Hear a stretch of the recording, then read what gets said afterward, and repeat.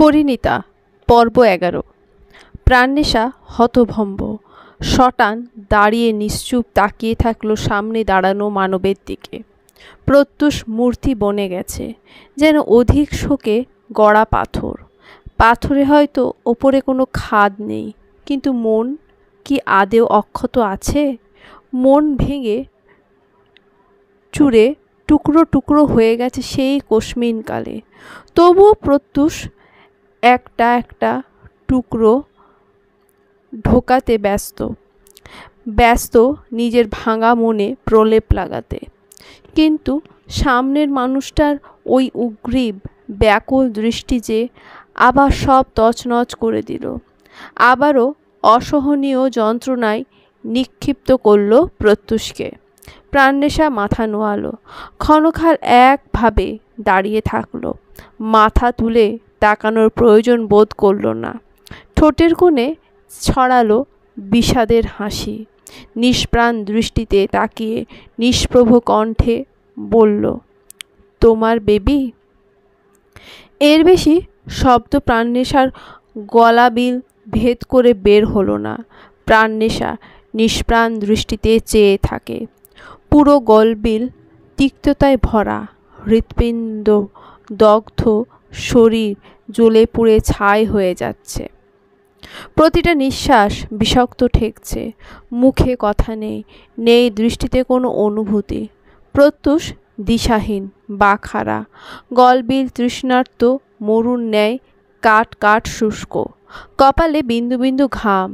Silky চুলগুলো কপালের উপর ভিজে লেপ্টে আছে। আহত দৃষ্টিতে তাকালো প্রত্যুষ। কিছু বলার জন্য হাঁসফাঁস করলো, সাফাই দেওয়ার চেষ্টা চালালো সর্বোচ্চ, কিন্তু মুখ দিয়ে একটা শব্দ বের করতে পারল না। প্রাণনেশা এক পা দু পা করে পিছিয়ে যায়।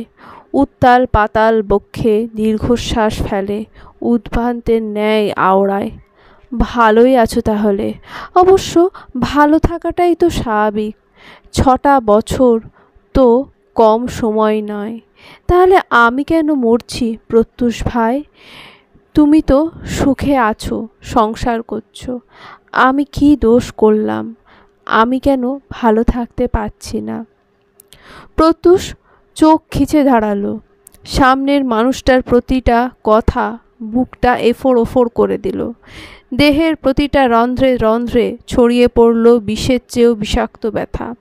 প্রাণনেশা কথা দাঁড়ালো না আর এক সেকেন্ডও। শুনল না সামনের মানুষটার একটা কষ্ট, নিদারুণ যন্ত্রণার গল্প। চোখের জল বেইমানি করে গড়াবার আগেই আচমকা নিঃশ্বাসের বেগে ছুট লাগালো প্রাণনেশা। সেকেন্ডে চোখের পলকেই ঢুকে গেল গেটের ভেতর। প্রত্যুষের মনে হলো ওর সব শক্তি পায়ের নিচের মাটি শুষে নিয়েছে। নয়তোর প্রাণ ওকে ভুল বুঝে চলে যাচ্ছে, কিন্তু ওকে আটকাতে পারছে না কেন?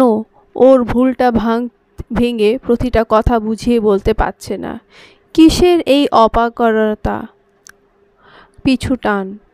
বুকের পাঁজরে অসহ্য ব্যথা অনুভব হলো প্রত্যুষের। চোখের পাতা বিবশ ঠেকল।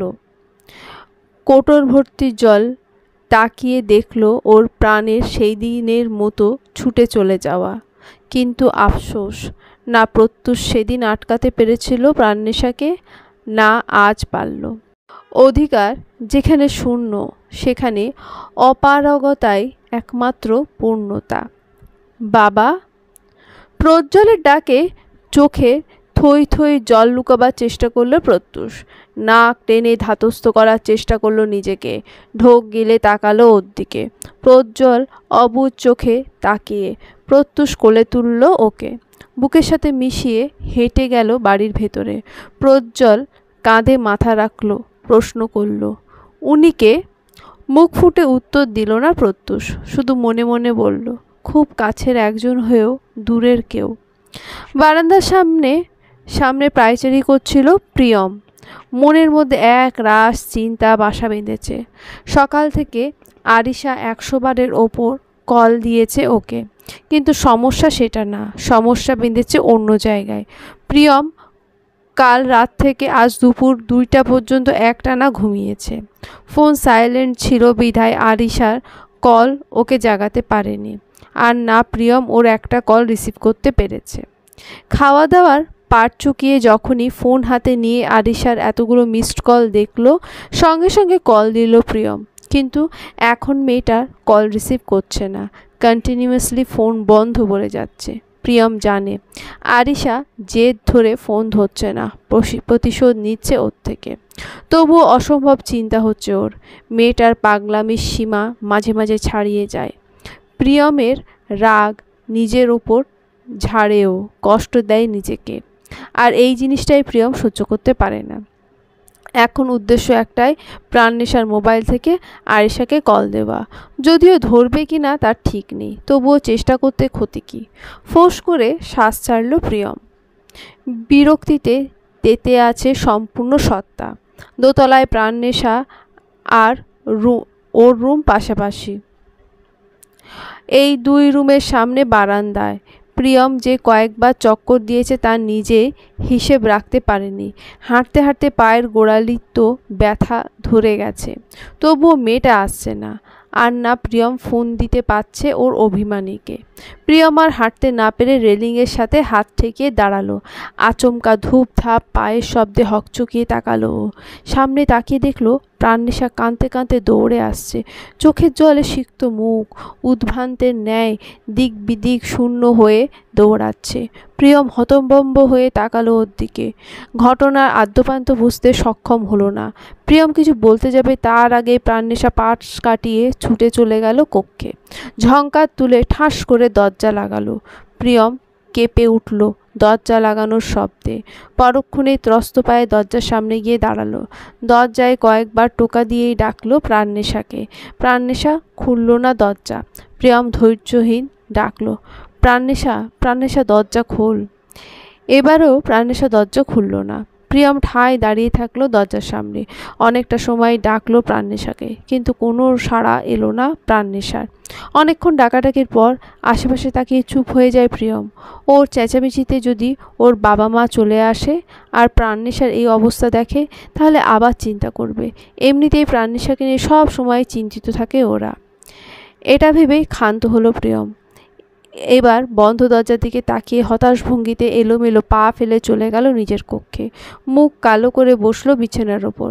মেয়েটার আবার কী হয়েছে কে জানে। ওর বোনটা না কাঁদতে ভুলে গেছিল, হয়তো কাঁদলেও লুকিয়ে কাঁদতো। কষ্টগুলো আড়াল করতে শিখেছিল সবার থেকে। একটু একটু করে শক্ত করেছিল নিজেকে। আবার কী হলো, কেন আবার এমন করছে মেয়েটা? দীর্ঘশ্বাস ফেলল প্রিয়ম। এক চিন্তা শেষ হতে না হতে আর এক চিন্তা। এদিকে আরিশার কোনো খোঁজ নেই, আর একদিকে প্রাণনেশার অজানা কারণে কাঁদছে। সমস্যার শেষ নেই যেন।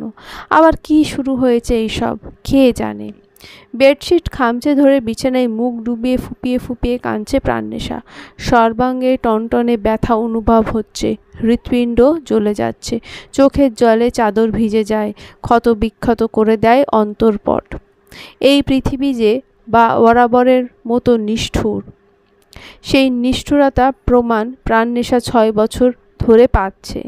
এখানে আমরা আমাদের কাঙ্ক্ষিত প্রিয় জিনিসগুলো কখনোই নিজের করে পাই না।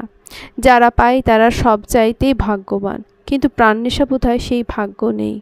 সমাজের এই সব বাধ্যবাধকতা, দয়ামায়াহীন রীতি প্রাণনেশার নিষ্পাপ সত্তাকে মেরে ফেলেছে। কঠোর থেকে কঠোরতমভাবে গড়ে তুলেছে তাকে। সমানে হিচকি তুলছে প্রাণনেশা। চোখের জলে ফোলা মুখ ভিজে চটচটে হয়ে গেছে। কান্নায় বুকের দিকের কাপড় পর্যন্ত ভিজে গেছে। বিছানার উপর মাথা রেখে বসলো প্রাণনেশা। ভাঙা গলায় বিড় বিড় করে বলল, এটা বোধহয় হওয়ারই ছিল প্রত্যুষ ভাই। আমি তো জানতাম এটাই হতো। নিজের মনকে তো কম বুঝতেইনি, বুঝিয়েছিলাম নিজেকে। 6টা বছর তো কম সময় নয়। তবুও কেন আজ নিজের চোখে দেখা মানতে পারছি না আমি? কেন? বাচ্চাটা তো আমারই হওয়ার কথা ছিল, তাই না? তোমার বেবি আমাকে কেন মা বলে ডাকলো না প্রত্যুষ ভাই? আমি যে মানতে পারছি না। তুমি এত সহজে সব মেনে নিয়েছো। আমি তা মানতে পারছি না। আমার হিংসে হচ্ছে, অসম্ভব হিংসে হচ্ছে। বিশ্বাস করো, আমি দূর থেকে সব সময় চেয়েছি তুমি সুখে থাকো। তাহলে আজ কেন তোমার সংসার, তোমার সুখ আমার সহ্য হচ্ছে না? আমাকে জ্বালিয়ে তুমি কী করে সুখে থাকতে পারো? প্রজ্জ্বলকে কোলে নিয়ে ঘরে ঢুকলো প্রত্যুষ। রওশা বিছানার ওপর উপুড় হয়ে ফোন ঘাঁটছিল। প্রত্যুষ ঘরে ঢুকতেই প্রজ্জ্বলকে কোল থেকে নামিয়ে দেয়। রওশা ওর উপস্থিতি টের পেয়ে শোয়া থেকে উঠে বসলো। মুখে হাসি ফুটিয়ে বলল, কোথায় চলে গেছিলে প্রজ্জ্বল? বাইরে খেলছিল? ধীর স্বরে বলল প্রত্যুষ। বিছানার ওপর প্রজ্জ্বলকে বসিয়ে দিয়ে ড্রয়ার থেকে ফার্স্ট এড বক্স বের করলো। রওশা ভ্রু কুঁচকে তাকালো ওর দিকে। অবুঝ গলায় জিজ্ঞেস করলো, এসব কেন? প্রজ্জ্বল থেকে জিজ্ঞেস করুন না। রওশা জিজ্ঞাসু দৃষ্টিতে তাকালো প্রজ্জ্বলের দিকে। প্রজ্জ্বল দুঃখী দুঃখী মুখ করে নিজের হাত দেখালো। হাতের অবস্থা দেখে আঁতকে উঠল রওশা। দ্রুত প্রজ্জ্বলের কাছে এসে হড়বড় করে বলল, এ কি, এতটা ব্যথা পেয়েছো? কিভাবে?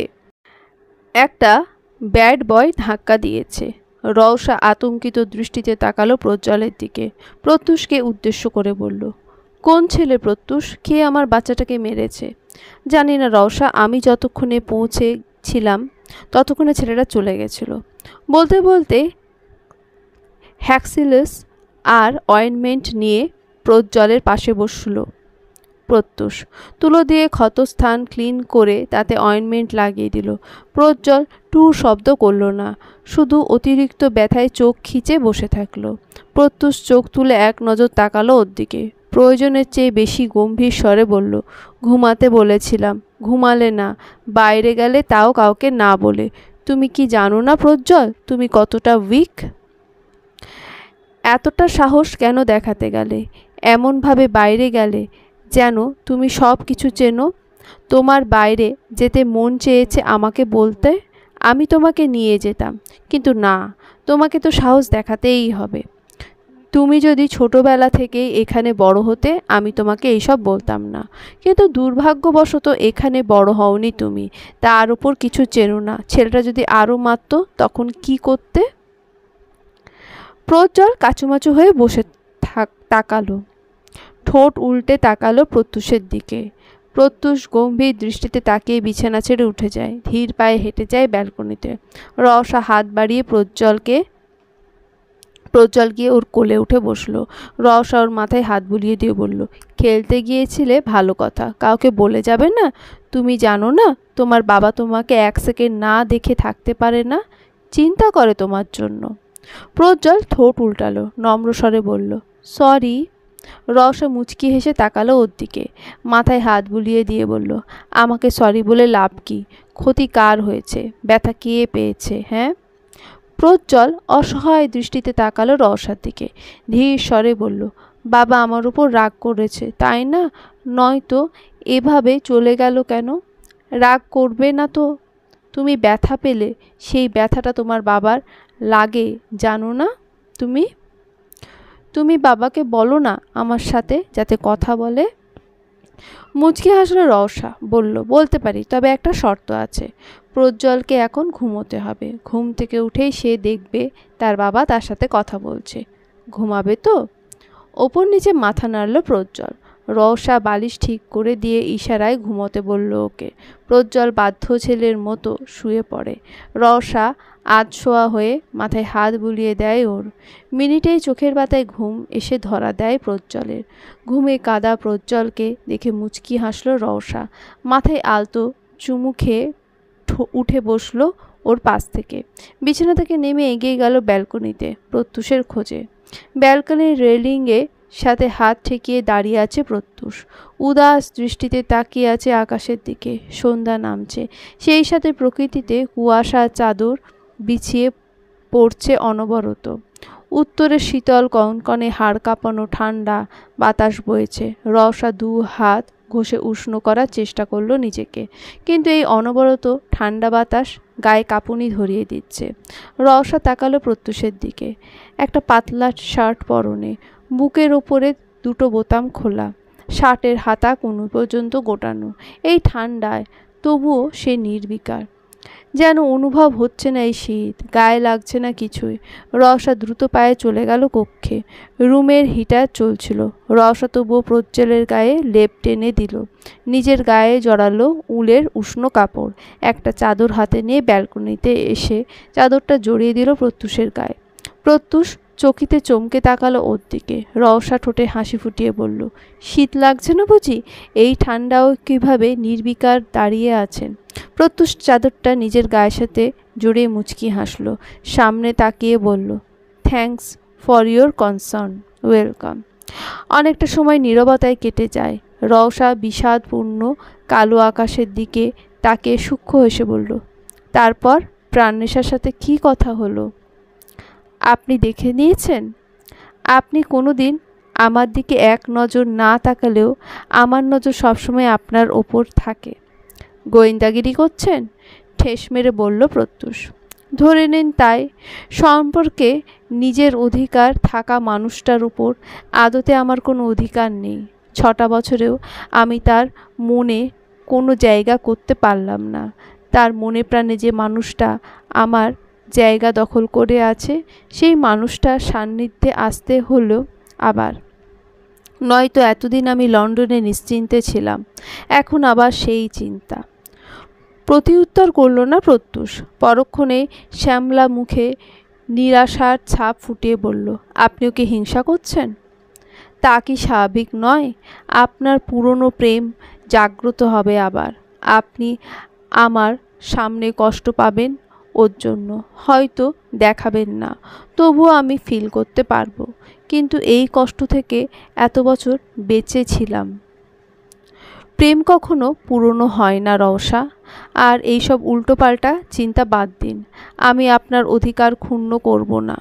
শুধু ভাত কাপড়ের দায়িত্ব নিলে অধিকার রক্ষা হয়ে যায় প্রত্যুষ? স্ত্রীর অধিকার শুধু এইসবেই পূরণ হয়ে যায়? কি বলতে চাইছেন আপনি? হতভম্ব হয়ে বলল প্রত্যুষ। শ্যামলা বদনখানা দেখা দিল হতাশা, উদ্বিগ্নতা। রওশা এক পাশে হাসল, শেষাত্মক কণ্ঠে বলল, কি বলতে চাইছি বুঝছেন না?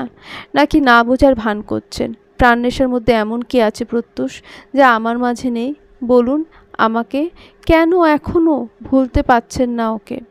শেষের কথা কিছুটা চিল্লিয়ে বলল রওশা। প্রত্যুষ বিহলিত হলো, নিস্তব্ধের ন্যায় শুধালো, প্রাণনেশাকে নিয়ে এইসব কেন বলছেন রওশা? ও কি করলো? আমি দোষ করেছি, আমাকে দোষী করুন। প্রাণনেশাকে কেন টানছেন? প্রাণনেশার জন্য দেখি কষ্ট উতলে পড়ছে আপনার। সব ঠিক হয়ে গেছে দুজনের মধ্যে? ওর সাথে আমার কথা পর্যন্ত হয়নি রওশা। কি হয়েছে আপনার? এমন কেন করছেন? প্রত্যুষ দিশাহীন দৃষ্টিতে তাকিয়ে বলল, কিছুক্ষণের মধ্যেই কেন যেন সব ঠিক হয়ে যাচ্ছে, পরিস্থিতি পাল্টে যাচ্ছে। রওশা তেলে বেগুনে জ্বলে উঠল। ক্রুদ্ধ হয়ে চিল্লিয়ে বলল, কেন এমন করছে জানেন না? অসহ্য মেয়েটা আমার সব কিছু শেষ করে দিল। 6 বছর এত দূরে থেকেও জ্বালিয়ে মেরেছে আমাকে, এখনও জ্বালাচ্ছে। আমার জীবনটা শেষ করে দিল বেয়াদব মেয়েটা। রওশা, ধমক দিয়ে বলল প্রত্যুষ। দমল না রওশা, উল্টে ফুঁসতে ফুঁসতে তাকালো ওর দিকে। প্রত্যুষ ফেয়ে চিবিয়ে চিবিয়ে বলল, শেষবারের মতো বলছি, চুপ করুন। নিজের লিমিট ক্রস করবেন না। প্রাণনেশাকে টানবেন না এইসবে। কথা আমাদের দুজনের মধ্যে হচ্ছে। ওকে কেন কন্টিনিউয়াসলি খারাপ কথা বলছেন? ও কী দোষ করেছে? আমি যথেষ্ট রেসপেক্ট করি আপনাকে। আমার রেসপেক্টের জায়গা নড়বড়ে করে দিয়েন না। ওকে টানছি না আমি। ও আগে থেকেই আমাদের দুজনের মাঝে দেওয়াল হয়ে জায়গা দখল করে আছে। ওর জন্য আমার একটা সুন্দর সংসার হলো না, আমি পেলাম না কারোর ভালোবাসা। মেয়েটাকে কোনোদিন মাফ করব না আমি, হিসিয়ে বলল রওশা। প্রত্যুষ চোখ বন্ধ করে শ্বাস টানল, ধাতস্থ করার চেষ্টা করলো নিজেকে। গুমোট স্বরে বলল, আপনার মাথা খারাপ হয়ে গেছে রওশা।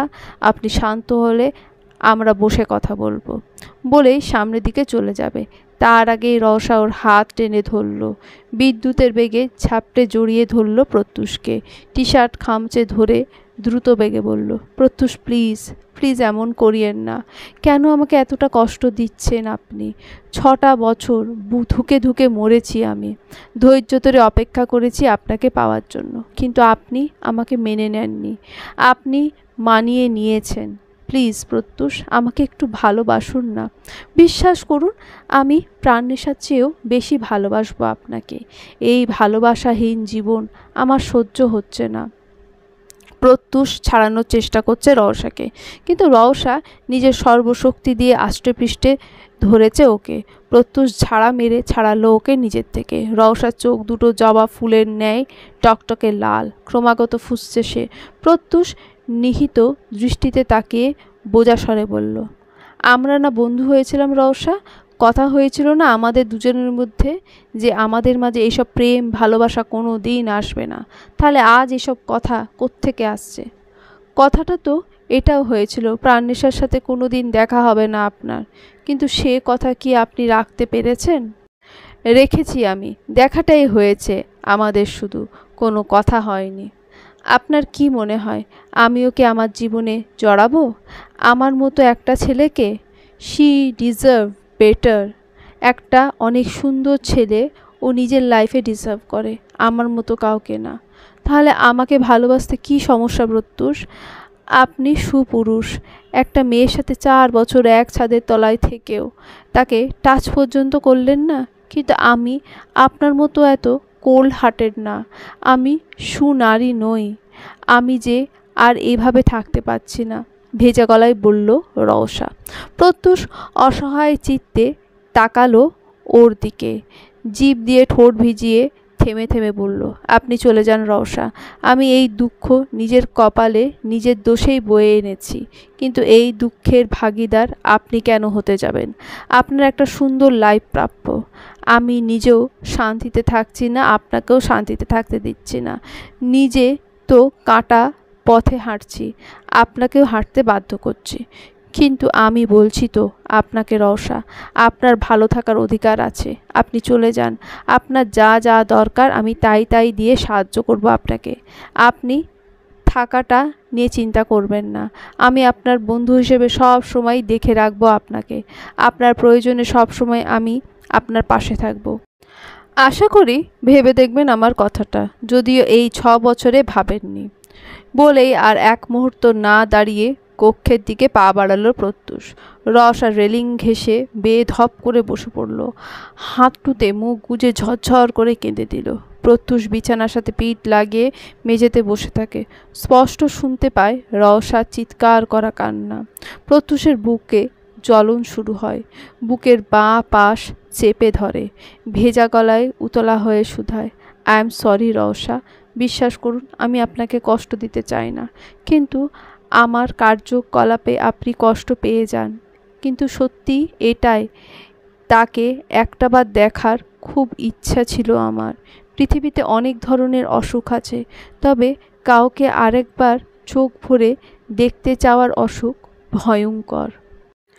মাঝখানে কেটে গেছে 4টে দিন। আজ পলক ভূঁইয়াকে হসপিটাল থেকে রিলিজ দেওয়া হয়েছে। সকালে প্রহর, প্রত্যুষ আর পিয়াস ভূঁইয়া তাকে আনতে গিয়েছিল। আপাতত তাদের বাড়ি ফেরা শেষ। বেলা 10টার দিকে তাকে নিয়ে বাড়ি ফিরেছে 3 জনে। ডক্টর বলে দিয়েছে হার্টের অপারেশন সাকসেসফুল হলেও তিনি এখনও আশঙ্কামুক্ত নন, সম্পূর্ণ বেড রেস্ট দরকার তার। ড্রয়িং রুমে বসে এইসব নিয়ে আলোচনা করছিল সকলে। পিয়াস ভূঁইয়া 6 বছরে আজ প্রথমবার এই বাড়িতে পা রেখেছে, যদিও আসতে চাননি তিনি, কিন্তু পলক ভূঁইয়া হাত ছাড়ছিল না তার। অগত্যা বাধ্য হয়ে এই বাড়িতে আসতে হয়েছে তাকে। পলক ভূঁইয়ার কক্ষে প্রত্যুষ আর প্রহর ঠিক করছিল সব কিছু। পলক ভূঁইয়ার প্রেসক্রিপশন, তাকে দেওয়া সকল মেডিসিন যাচাই করে দেখছিল প্রত্যুষ। পিয়াস ভূঁইয়া ড্রয়িং রুমে বসে আছেন। এতক্ষণ পলক ভূঁইয়ার কক্ষেই ছিলেন তিনি। অনেকটা সময় পলক ভূঁইয়ার সাথে বসে থাকার পর যখন তিনি চলে যেতে চাইলেন, মালিহা বেগম আটকে দিলেন তাকে, চা না খেয়ে যেতে দেবেন না তিনি। এমনকি এটা পর্যন্ত জেদ ধরে বসে থাকলেন মনারা বেগম এসে যদি পিয়াস ভুঁইয়াকে না নিয়ে যায় তাহলে বাড়ির বাইরে পা রাখতে পারবেন না তিনি। পিয়াস ভুঁইয়া মাথায় হাত ঠেকিয়ে বসে আছেন সোফায়। এখনও কনফিউজড তিনি। মনারা বেগমকে ফোন দেবেন নাকি দেবেন না, মনারা বেগম কী রকম বিহেভ করবে সেটা নিয়েও যথেষ্ট সন্দিহান তিনি। ধূপ ধাপ পায়ের আওয়াজে ভাবনা ভেঙে গেল তার। সিঁড়ির দিকে তাকিয়ে দেখলেন প্রহর আর প্রত্যুষ নামছে। পিয়াস ভুঁইয়া সোজা হয়ে বসলেন। প্রহর আর প্রত্যুষ এসে বসলো তার সামনে। পিয়াস ভুঁইয়া কণ্ঠ খাদে নামিয়ে বললেন, তোমাদের মাকে বোঝা না, আমাকে যেতে দেয় যেন। তোদের ছোট মা তো আস্ত রাখবে না আমাকে। প্রহর ফিক করে হেসে দিল। প্রত্যুষও হাসলো, হাসি মুখে বলল, চাচু তুমি ছোট মাকে ফোন দিয়ে বলো যতটা শক্ত হওয়ার প্রিটেন্ড করে সে তার যে 1%ও শক্ত না সেটা আমরা ভালোই করেই জানি। আম্মুকে যতটা ভালোবাসে ছোট মা সেটা আমাদের অজানা নয়। তুমি কল করে বলো আসতে। আমার ভয় লাগে, নির্ঘাত ছাড়ি খাবো আমি। কল দিয়ে আমাকে দাও, আমি কথা বলছি। পিয়াস ভুঁইয়া ফোনটা এগিয়ে দিল প্রত্যুষের কাছে। প্রত্যুষ ফোন নিয়ে উঠে দাঁড়ালো। ওদের থেকে একটু দূরে সরে সাইডে গিয়ে ফোন দিল মনারা বেগমের নাম্বারে। প্রথমবারে ফোন রিসিভ করলো। ওপাশ থেকে চিন্তিত স্বরে কেউ বলল, ফোন দিলে যে, বড় ভাইয়া ঠিক আছে তো? প্রত্যুষের ঠোঁটের কোণে হাসির রেখা দেখা যায়। মনে বয়ে যায় প্রশান্তির বাতাস। আপন মানুষগুলো এমনই হয়, যতই দূরে থাকুক না কেন আপনজনের কষ্ট তাদের মনকে ব্যথিত করে। প্রিয় মানুষগুলোর ভালো থাকা নিয়ে সর্বদা চিন্তিত হয় তাদের মন মস্তিষ্ক। প্রত্যুষ আকুল কণ্ঠে বলল, ছোট মা, আমি প্রত্যুষ। হকচকালেন মনারা বেগম। প্রত্যুষের কণ্ঠ আশা করেননি তিনি। পরক্ষণেই নিজেকে ধাতস্থ করে বললেন, প্রত্যুষ, ভালো আছো বাবা? বড় ভাইয়া কে কি বাড়িতে নিয়ে এসেছো? ডক্টর কি বলেছে? একটু আগে বাবাকে বাড়ি নিয়ে ফিরেছি। ডক্টর বলেছে সম্পূর্ণ বেড রেস্টে থাকতে। আচ্ছা, তোমার চাচু কি এখনও ওখানে? বড় আপা ভালো আছে? কাঁদছে বুঝি? বড়ই বিষণ্ণ শোনালো মনারা বেগমের গলা। প্রত্যুষ সূক্ষ্ম স্বরে বলল, তোমাদের ছাড়া যে ভালো নেই ছোট মা, আমরা কেউই ভালো নেই। আম্মু তো প্রতিদিন তোমাকে মনে করে কাঁদে। একটা আবদার করবার জন্য ফোন দিয়েছি। বলো, কি আবদার? আম্মু বলেছে চাচুকে বাড়ির বাইরে বেরোতে দেবে না, তোমাকে এসে ওনাকে নিয়ে যেতে হবে। প্রত্যুষ ভেবেছিল মনারা বেগম রেগে যাবেন, কিন্তু রাগলেন না তিনি। উল্টে হাসতে হাসতে বললেন, রেখে দাও আর আসতে দিও না, ওখানেই থাকো। প্রত্যুষ শ্বাস ফেলে হাসল, ফের বলল, একবার এসো ছোট মা, প্লিজ একবার। আমরা কি আবার এক হতে পারি না? এই বাড়িতে না হয় নাই থাকলাম, কিন্তু তাই বলে আমরা কি আর দেখা করতে পারি না? মিলমিশ হতে পারে না আর আমাদের? মনারা বেগম চুপ থাকলেন, কথা বললেন না অনেকটা সময়। পরক্ষণে দীর্ঘশ্বাস ফেলে নীরবতা ভেঙে বললেন, প্রিয়ম অফিসে গেছে, প্রাণনেশা বাড়িতে একা, ওকে ফেলে কি করে যায়? নয়তো আমি অবশ্যই যেতাম। প্রত্যুষ, সিরিয়াসলি ছোট মা, তুমি ওই শাকচুন্নির জন্য চিন্তা করছো? এই 4-5 দিনে এলাকায় ওর নামে যা যা কাহিনী শুনেছি তাতে বোঝাই যায় কোনো ছেলে ওর ধারে কাছেও ঘেঁষে না। ওকে নিয়ে চিন্তা করতে হবে না তোমাকে। এলাকার বখাটে বা ভদ্র ছেলেপুলে ওকে নিয়ে যে চিন্তা করে সেই চিন্তায় ওর ছায়াও মাড়ায় না। তুমি চলে আসো তো। আমি জানি মহারানীকে বললেও সে আসবে না, তাই তাকে আনতে বলছি না। রসিকতা করে বললেও প্রত্যুষ। মনারা বেগম হাসলেন। প্রত্যুষ যেসব কথা বলেছে তা এক বিন্দুও মিথ্যা নয়। তার মেয়ে যে লেভেলের গুন্ডাগিরি করে সেখানে এলাকার কেউ ওর কাছে লাগতে যেতেও ভয়ে তথস্থ থাকে। আর মেয়েটা যে বধ হয়েছে, কেউ কোনো দোষ করলে গ্যাং নিয়ে গিয়ে পিটিয়ে আসতেও দ্বিধাবোধ করে না। ফোঁস করে শ্বাস ছাড়লেন মনারা বেগম। প্রত্যুষকে উদ্দেশ্য করে বললেন, আমি আসছি, অপেক্ষা রইলাম ছোট মা। বলে ফোন কাটল প্রত্যুষ। দস্ত পায়ে হেঁটে সোফার সামনে গিয়ে দাঁড়ালো। প্রহর ভ্রু উঁচিয়ে ইশারায় জিজ্ঞেস করলো মনারা বেগমের সিদ্ধান্ত। প্রত্যুষ হাসি মুখে ফোন এগিয়ে দেয় পিয়াস ভুঁইয়ার কাছে। মাথা নাড়িয়ে বলে, ছোট মা আসছে। উচ্ছ্বসিত হয়ে তাকালো প্রহর। পিয়াস ভুঁইয়াও জান প্রাণ অবাক। মনারা বেগম যে এত সহজে রাজি হয়ে যাবেন সেটা ভাবতেও পারেনি। প্রত্যুষ ওদের খুশি উপেক্ষা করে বলল, তোমরা বসো, আমি বাইরে গিয়ে অপেক্ষা করছি, ছোট মাকে নিয়ে আসবো বলেই দ্রুত পায়ে বেরিয়ে গেল প্রত্যুষ। গেটের কাছাকাছি দাঁড়িয়ে অপেক্ষা করছে প্রত্যুষ। বিমর্ষ চিত্তে নিষ্পলক তাকিয়ে আছে রাস্তার অপর সাইডের বাড়িটির দিকে। মনের মধ্যে খচখচ করছে ভীষণ। মন বলছে প্রাণনেশা আসবে মনারা বেগমের সাথে। বড় বাবাকে অসম্ভব ভালোবাসে প্রাণনেশা। এক পলক দেখার জন্য হলেও নিশ্চয়ই আসবে, কিন্তু পরক্ষণেই মস্তিষ্ক বলছে আসবে না সে। অপেক্ষা করিস না তুই প্রত্যুষ, তোর অপেক্ষা কোনো দিন সফল হয়নি, আজও হবে না। এখানে দাঁড়িয়ে আছেন যে? রওশার ডাকে ভাবনার সুতো কাটে প্রত্যুষের। পাশ ফিরে চাইল ও। রওশা দুই ভ্রু কুঁচকে তাকিয়ে আছে ওর দিকে। ছোট মা আসছে, অনেক দিন পর এই বাড়িতে আসছে সে, তাই ভাবলাম গেটের থেকে সাথে নিয়েই যায়, শান্ত স্বরে বলল প্রত্যুষ। রওশা সন্দিহান দৃষ্টিতে তাকালো ওর দিকে, পিঞ্চ মেরে বলল, শুধু ছোট মা আসবে নাকি ছোট মার সাথে অন্য কেউ আসবে? প্রত্যুষ বাঁকা চোখে তাকালো ওর দিকে, ইঙ্গিত বুঝতে সময় লাগলো না এক সেকেন্ডও।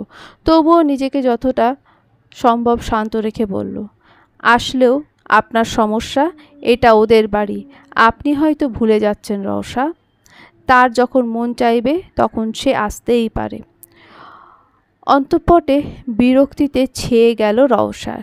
যাকে ইঙ্গিত করে বলল তার নামটা পর্যন্ত নেয়নি, তবুও প্রত্যুষ বুঝে গেছে। রওশা নাক ফুপিয়ে বলল, এত আকুল হয়ে তার জন্যই অপেক্ষা করছেন তাই না প্রত্যুষ? ওই দিনের ভুল বোঝাবুঝি তো সব ঠিক করতে হবে, তাই না? প্রত্যুষ কোনা চোখে তাকালো ওর দিকে, এবারে কিছুটা রুষ্ট কণ্ঠে বলল, আজকাল একটু বেশিই এসব ভাবছেন রওশা, বেশি মাথা ঘামাচ্ছেন ওকে নিয়ে। কিন্তু বিশ্বাস করুন, এতে ওর কিচ্ছু যায় আসে না, না আমার কিছু যায় আসে। আপনার এসব আজাইরা প্যাচাল আমার উপর কোনো প্রভাবই ফেলবে না। আমার কথা তো আজাইরা প্যাচাল মনে হবে আপনার কাছে, আমার কোনো কাজই তো আপনার উপর প্রভাব ফেলতে পারে না। আপনার উপর প্রভাব ফেলে তা আরেকজন, আক্রোশে বলল রওশা।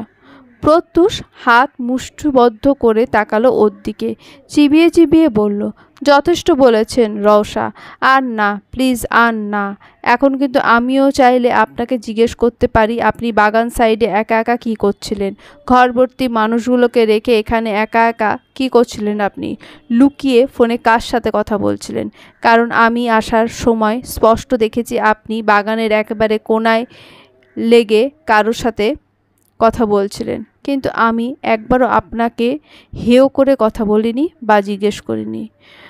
রওশা থতমত খেলো। চাউনিতে দেখা গেল চঞ্চলতা। অন্তরে স্বাভাবিক করল নিজেকে, কণ্ঠে জোর এনে বলল, আমি কি আপনার মতো নাকি? আপনি যেমন বিয়ে করা বউয়ের থেকে লুকিয়ে লুকিয়ে আরেকজনের সাথে দেখা করেন, আমাকেও তেমন ভাবছেন কেন? আমি আমার চাচির সাথে কথা বলছিলাম। সে কথাটা ঘরে বলা যায় না? না যায় না, কত পার্সোনাল কথা থাকতে পারে। সেটা না বলে এটা বলুন, আপনার চাচি আপনার কানে আবার বিষ ঢালছে, তাই আপনি এইরকম ফালতুমি শুরু করেছেন কদিন ধরে। ফুঁসে উঠল রওশা, চিবুক শক্ত করে বলল, একদম আমার চাচিকে নিয়ে কিছু বলবেন না। আগে মনে হতো সে উল্টো পাল্টা বকছে, আসলে তেমন না, সে আমার সংসার বাঁচানোর জন্যই এমন করতো। হ্যাঁ ভাই, আপনার চাচি অনেক ভালো। এবার আল্লাহর ওয়াস্তে অফ যান রওশা, 4 দিন ধরে এইসব শুনছি। আপনার কথা শুনতে শুনতে আমার কান ব্যথা হয়ে গেছে। চুপ করলো না রওশা, উল্টে কথার মাত্রা বাড়ালো আরও। প্রত্যুষ বিষাদ শ্বাস ফেলল, মন চাইল রওশার মুখ চেপে মেরে দিতে। এই মেয়েটা শান্তি দিচ্ছে না ওকে, কয়েকদিন ধরে কথা দিয়ে জ্বালিয়ে মারছে। প্রত্যুষ ধৈর্য খুইয়ে ফের কিছু বলতে যাবে, সামনে মনারা বেগমকে আসতে দেখে থেমে যায়। রওশা এক মনে তখন আজাইরা কথা বলে যাচ্ছিল, মনারা বেগমকে খেয়াল করেনি সে। প্রত্যুষ রওশাকে পাশ কাটিয়ে এগিয়ে গেল, শক্ত করে জড়িয়ে ধরল মনারা বেগমকে। হেসে দিলেন তিনি, মাথায় হাত বুলিয়ে দিয়ে বললেন, ভালো আছো? আমার আরেকটা মাকে দেখেই শরীর মন সব ভালো হয়ে গেছে। মনারা বেগম হাসলেন, পিঠে হাত বুলিয়ে দিয়ে সামনে হাঁটা ধরলেন। প্রত্যুষ হাঁটছিল তার পিছু পিছু। রওশা দৌড়ে এসে ওর সাথে হাঁটা ধরল। কণ্ঠে প্রহসন ঢেলে বলল, আহারে, যার জন্য অপেক্ষা করছিলেন সে এলোই না, বেচারা। প্রত্যুষ দাঁতে দাঁত চেপে হজম করল। কয়েকদিন ধরেই রওশা এসব কাহিনী করছে, হুদাই করছে, কোনো কারণ ছাড়াই। প্রত্যুষ কিছু না করলেও এই সব কথা শোনাচ্ছে। প্রত্যুষ না পাচ্ছে বলতে, না পাচ্ছে সইতে।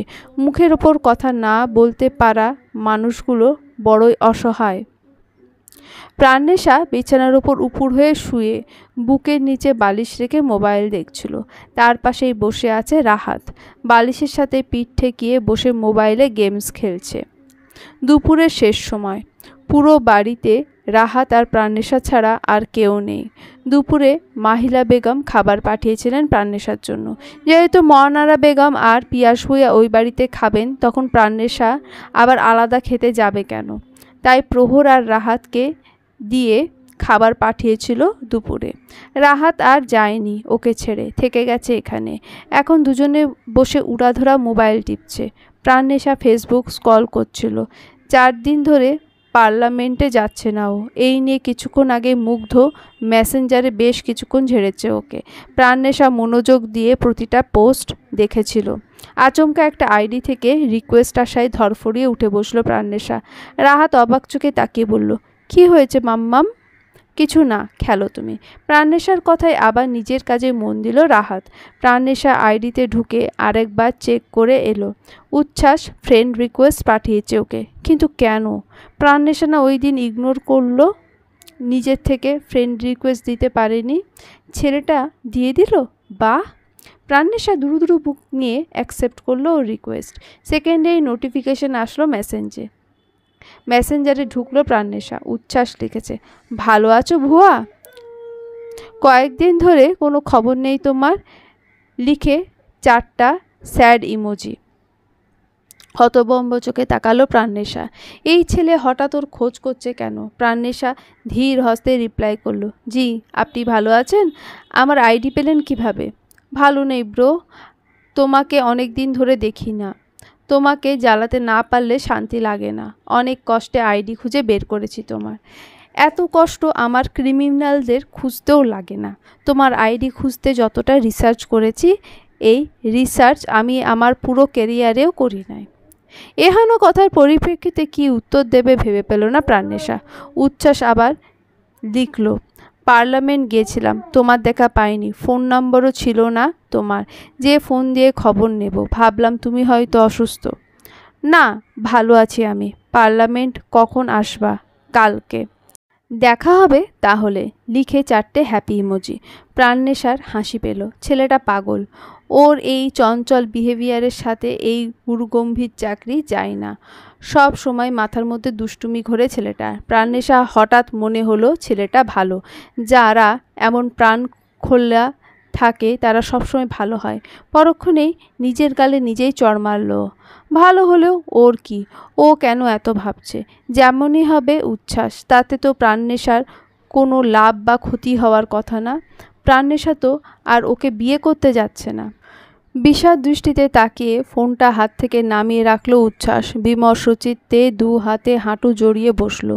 পরনে ওর একটা কালো রঙের ট্রাউজার আর কালো রঙের হাত কাটা টি শার্ট। আপাতত সে বক্সিং স্টেডিয়ামে আছে। গ্রাম থেকে একটু দূরে, শহরের কাছাকাছি এই স্টেডিয়াম। একটু আগে সাফওয়ানের সাথে এখানে এসেছে ও। ঘেরা রিং, এর ভেতরে সাফওয়ান 2 হাতে গ্লাভস পরে বক্সিং ব্যাগে পাঞ্চ করছে সমানে। সামনে একটু আগেই বক্সিং প্র্যাকটিস করার জন্য এখানে এসেছে দুজন। উচ্ছ্বাস রিংয়ের বাইরে বসে আছে। প্র্যাকটিসে এখন মন নেই ওর। সাফওয়ান পাঞ্চ করতে করতে তাকালো ওর দিকে। বিষণ্ণ মুখ দেখে কপালে ভাঁজ পড়ল ওর। সকাল থেকে এভাবে আছে উচ্ছ্বাস। প্রতিদিনের মতো হৃদয় নিংড়ানো হাসিটা আদলে নেই। সাফওয়ান হাত থেকে গ্লাভস খুলে রাখলো। ধীর পায়ে এসে দাঁড়ালো উচ্ছ্বাসের সামনে। ফোমের ওপর মুখ কালো করে বসেছিল উচ্ছ্বাস। কারুর উপস্থিতি অনুভব হতে মুখ উঁচিয়ে তাকালো। সাফওয়ান এসে বসে পড়ে ওর পাশে। উচ্ছ্বাস পাশ থেকে পানির বোতল এগিয়ে দিল ওকে। ঢক ঢক করে পানি গিলল সাফওয়ান। বড় করে শ্বাস ফেলে বলল, Shahriar sir, everything is okay? Yeah, কি হবে? সূক্ষ্মস্বরে বলল উচ্ছ্বাস। কিন্তু মনে তো হচ্ছে না সব ঠিক আছে। আপনার মন খারাপ কেন? উত্তর দিল না ও, বসে থাকলো একইভাবে। সাফওয়ান আবার জিজ্ঞেস করলো, সকাল থেকে দেখছি কেমন যেন উদাস হয়ে আছেন, কোনো একটা ভাবনার মধ্যে আটকে আছেন। আপনার কি কারোর কথা মনে পড়ছে? উচ্ছ্বাস তাকালো ওর দিকে, ভ্রু কুঁচকে বলল, কেন মনে হলো কাউকে মনে পড়েছে? এমনিই মনে হলো। না, এমন কিছুই না। সাফওয়ান তবু ভ্রু কুঁচকে তাকিয়ে থাকলো ওর দিকে। উচ্ছ্বাসের হাবভাব ভালো ঠেকছে না ওর কাছে। ক্ষণকাল চুপ থাকার পর উচ্ছ্বাস নিজে থেকেই বলল, জানো, এখানে আসার পর একটা মেয়ের সাথে পরিচয় হয় আমার, কিন্তু কয়েকদিন ধরে মেয়েটার খোঁজ নেই, কোথায় যেন হারিয়ে গেছে। ঠোঁট টিপে হাসলো সাফওয়ান। এই চিন্তাটাই মনের মধ্যে এতক্ষণ উঁকি মারছিল, অবশেষে সত্য প্রমাণ হলো। তাহলে তার সিনিয়র একটা মেয়ের ফাঁদে পড়েছে। সাফওয়ান এক্সাইটেড হয়ে বলল, কোন মেয়ে স্যার? ওই দিন একজনকে রক্ত দিতে গিয়েছিলেন, মনে আছে? সেখানে যার সাথে কথা বলছিলাম আমি, সে। ওর বড় আব্বুকেই রক্ত দিয়েছিলেন তুমি। সাফওয়ান মনে করার চেষ্টা করলো। মাথায় একটু জোর খাটাতেই ওর মনে পড়ে গেল। মন পড়তেই দ্বিগুণ এক্সাইটেড হয়ে বলল, মনে পড়েছে। সে কে স্যার? আমাদের ভাবি? চোখ মুখ কুঁচকে তাকালো উচ্ছ্বাস। গম্ভীর স্বরে বলল, ছি সাফওয়ান, খবরদার এসব ফালতু কথা বলবে না। ও শুধুই আমার বন্ধু। কয়েকদিন ধরেই দেখছি না ওকে, মনে পড়ছে তাই। শুধুই বন্ধু? বিদ্রূপ করে বলল সাফওয়ান। উচ্ছ্বাস বিরক্তিকর দৃষ্টিতে তাকিয়ে চোখ সরিয়ে নেয়। সাফওয়ান উচ্ছ্বাসের পাশে ঘেঁষে বসে বলল, স্যার, আপনার কি তাকে দেখলে বুকে ব্যথা হয়? কি বলছো এসব সাফওয়ান? তোমার এসব ফালতু কথা বন্ধ করো। বলুন না স্যার, তাকে দেখলে কি বুকে ব্যথা হয়? এই যে তার জন্য সকাল থেকে বিরহায় শেষ হয়ে যাচ্ছেন, আমাকে বলুন, আমি সলভ করার চেষ্টা করব। ইউ নো না আমি এইসব ব্যাপারে বস? উচ্ছ্বাস বাঁকা চোখে তাকালো ওর দিকে। সাফওয়ানের চরিত্র আলকাতরার মতো সাদা। ওর এত সুন্দর চরিত্র ছিল যে কয়েকটা মেয়ে ওর জীবনে এসেছে, সে ওর নিজের পর্যন্ত হিসেব নেই। এইসব ব্যাপারে বস না হয়ে কে হবে? উচ্ছ্বাস কণ্ঠ খাদে নামিয়ে বলল, ওকে দেখলেই বুকে ব্যথা করে, বুঝেছ? ডক্টরের কাছে যেতে হবে। কাহিনী তো সুবিধার মনে হচ্ছে না স্যার। কি বলতে চাও, প্রেমে পড়েছি? হয়তো না, এমন কিছুই না। বলে উঠে পড়ল উচ্ছ্বাস। ফোমের ওপর থেকে শার্ট তুলে পরতে পরতে বলল, চলে যাব এখন। তুমি আর কিছুক্ষণ থাকবে? হ্যাঁ, একটু প্র্যাকটিস করব। আচ্ছা তাহলে বাই। বলেই চাবি নিয়ে যাওয়ার জন্য পা বাড়ালো উচ্ছ্বাস। একটা ভালো হার্টের ডক্টর দেখাবেন স্যার, আপনার অবস্থা তো আশঙ্কাজনক। পরে কি না কি হয়ে যায়। ভালো ডক্টর না পেলে আমাকে বলিন, আমি খুঁজে দেব। হাস্যরসে চিল্লিয়ে বলল সাফওয়ান। উচ্ছ্বাস উত্তর দিল না, ফিরেও তাকালো না। গট গট পায়ে হেঁটে চলে গেল। সাফওয়ানের দৃষ্টি সীমার বাইরে। সাফওয়ান হাসি হাসি মুখে তাকিয়ে আছে সেই দিকে। উচ্ছ্বাস চলে যেতেই বিড়বিড় করে বলল, যে সমস্যায় পড়েছেন সে সমস্যা দুনিয়ার কোনো ডাক্তার ঠিক করতে পারবে না। অনেক বিশ্রীভাবে ফেঁসেছেন শাহরিয়ার স্যার। বুকের ব্যথা এখন প্রতিনিয়ত বাড়বে, আরও তীব্র আকার ধারণ করবে। চলবে।